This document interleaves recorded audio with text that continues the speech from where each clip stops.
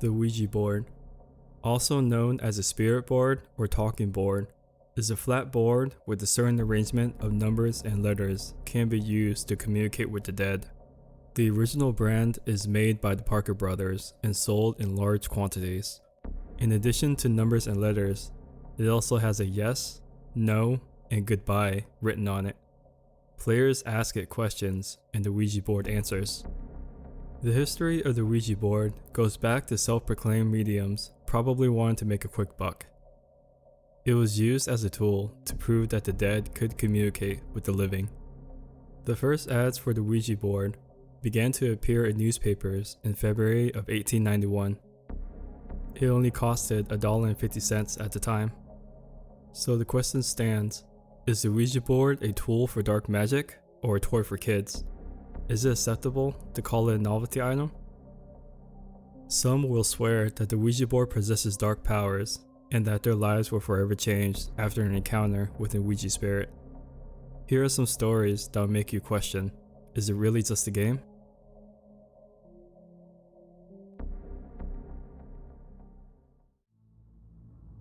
Under the Street Lamp. In 1993, when Sean Smith was only 13 years old, he had a very odd and terrifying experience. He and his friends were playing hide and seek outside after sunset. That night, he saw one of his friend's older sister playing on the Ouija board, something he had witnessed several times before. He noticed that the board was different from the one he was used to seeing her with. This one was crafted and much older. The sister had gotten it from her aunt who practiced voodoo magic. Sean and his friends never actually believed anyone could talk to the dead using the game. They convinced themselves that it was the players who was moving the planchette. But on this fateful day, Sean and his friends sat around to watch. The planchette started to move on its own, but the kids remained skeptical. The board spells out the name Lauren, and through a line of questioning, the kids find out that Lauren was a 16-year-old girl who tragically drowned in the Mississippi River. As the Ouija board continues to divulge more details about Lauren, some of the kids get spooked and starts leaving. The remaining kids dare Lauren to prove that her spirit is there with them, and without a moment of hesitation, all the streetlights on their street simultaneously goes out, except the one that they sat under. The kids scream in horror and run to their houses without once looking back. At that point, no one could muster the courage to check on their friends. Needless to say, the Ouija board slept on the street that night. The Ouija board phone app. Patricia from Chaska, Peru, was hanging out with her friends one afternoon when she thought she would have a bit of spooking fun and download the Ouija board app to her phone. Little did she know, disaster was afoot. Patricia's parents noticed that she wasn't feeling well when she got home. She started to convulse as foam came out of her mouth and nose, similar to a seizure. Her parents thought she had taken some contaminated drugs, but after speaking with her friends, they realized her ailments might be supernatural. Patricia came from a strong Catholic community, and the devil was a very real enemy of her people. It didn't take long for stories of possession to spread. 18-year-old Patricia was rushed to the hospital close to her house. She was acting strangely and speaking in tongues. She spoke with a different voice and had a completely different personality. She also appeared to lose body control.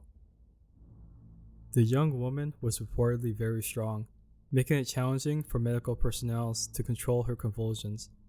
She was admitted to a mental health facility for further checks. A Peruvian news website reported the shocking story and it went viral. When people around her were interviewed, they said they believed she was possessed by a dark spirit or the devil himself through the phone app. They believed she had contact with the spirit while playing the game. Redberry Bible Camp. It was the summer of 2022, and a bunch of middle school boys were spending a lot of time with the camp counselor at Saskatoon Redberry Child's Bible Camp. The counselor was 24-year-old Carlos Dorson. He was a self-proclaimed apostle It was obsessed with the topic of demonic possessions and would constantly tell the kids to look out for the signs. Signs such as evil TV shows, flickering lights, or even anger.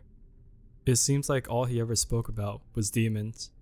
The boys couldn't even get enough sleep because Carlos kept them up with his paranoid lectures. As the days in camp progressed, the boys were starting to develop signs of anxiety. On Wednesday, July 13th, one of the boys explained how he played with the Ouija board before coming to camp. After getting more details, Carlos concluded that the board was possessed and performed a short exorcism on him. The boys looked on in absolute horror as Carlos yelled and spoke in tongues before concluding that the demon was purged. Another boy who was watching the Ouija board exorcism suddenly collapsed.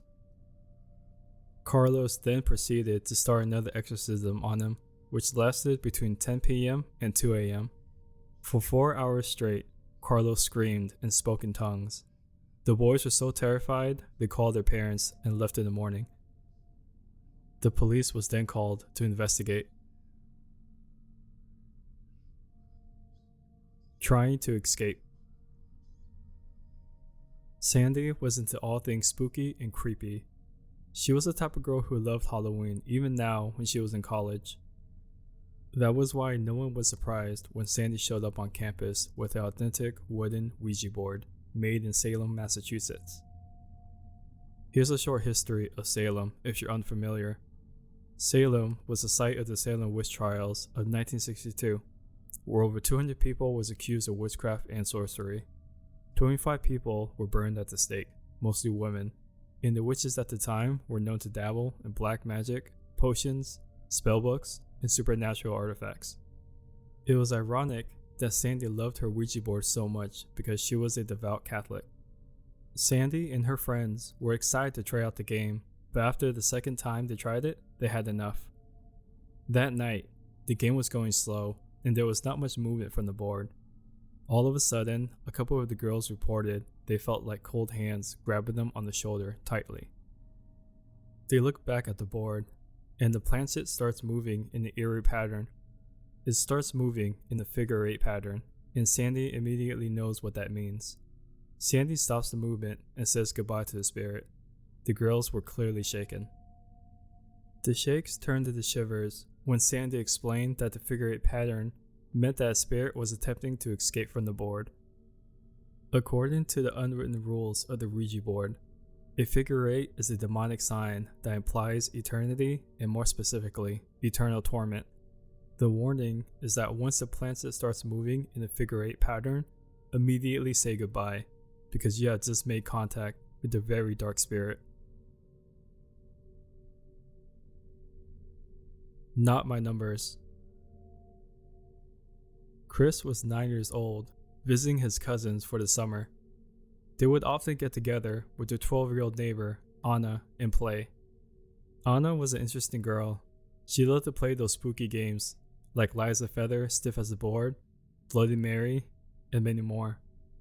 One day, while playing over at Anna's house, she asked Chris and his cousins if they wanted to see something cool. She goes into the garage and comes out with a brand new original box of the Ouija board. Anna is familiar with the game and tells everyone how to play. Not fully comprehending the implications, the young kids join in on the fun. They start by asking the board simple questions, like if they're going to pass their math test. To their amazement, the planchet starts moving on its own. Chris and his cousins start to grow uncomfortable as Anna asks the boards more and more questions. Anna wants to test something, so she goes into the kitchen and writes 4 numbers on a piece of paper. She leaves the piece of paper in the kitchen and tells her friends that the board knows which numbers she wrote. She tells Chris to ask the board. When Chris asks his questions, the board begins to move and selects 4 numbers: 8, 7, 6, 7. Anna looks puzzled. She says those were not the numbers she wrote. She says she wrote her birthday month and date, which is 0908. The kids look at each other and feel slightly panicked. Anna goes back to the kitchen to retrieve her paper and lets out a blood-curdling scream. I didn't write these numbers. I didn't write these numbers. Anna is hysterical and proceeds to have a full-blown panic attack.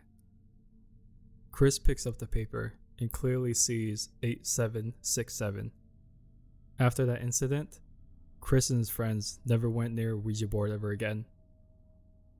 In a time when mental health is at the forefront of everyone's mind, it's amazing that some people will willingly go out seeking dark spirits that could haunt them for all of eternity. Is it ever a good idea to tempt the spirits? The variations of people's experiences shows us that the Ouija board chooses whom to bless with the spirits from the great beyond. Perhaps the spirits or ghosts were there all along, and the Ouija board acts like a portal for communication.